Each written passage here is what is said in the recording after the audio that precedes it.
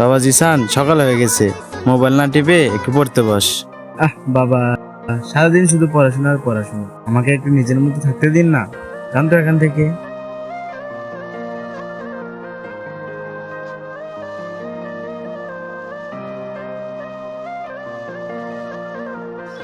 বন্ধু, তোর বাবা মা যে সবসময় পড়তে বলে, তুই কি সত্যি পড়িস নাকি? না রে, আমার কথা আমার কবে শুনি, আমি নিজের মতো চলি। বাবা কিছু বুঝে নাকি?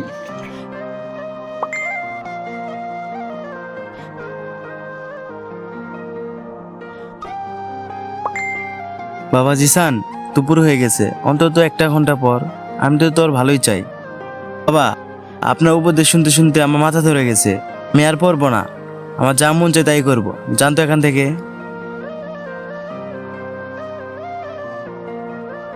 আমার বন্ধুরা কোথাও না কোথাও চাকরি করছে, কেউ ব্যবসা করছে। আমিও যদি মা বাবার কথা শুনতাম, আমিও চাকরি করতে পারতাম, ভালো কিছু করতে পারতাম। এটা আমার ব্যর্থতা। বাবা, আমাকে ক্ষমা করো, আমি তোমার অবাধ্য হয়েছি।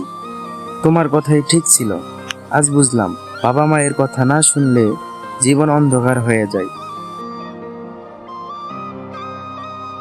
কোনো দুঃখ নেই বাবা, আজ থেকে নতুন ভাবে শুরু কর। আমি তোকে সাহায্য করব, আমি সবসময় তোর পাশে আছি। ভিডিও দেখে কি বুঝতে পারলেন? বাবা মার কথা কখনো অবাধ্য হতে নেই।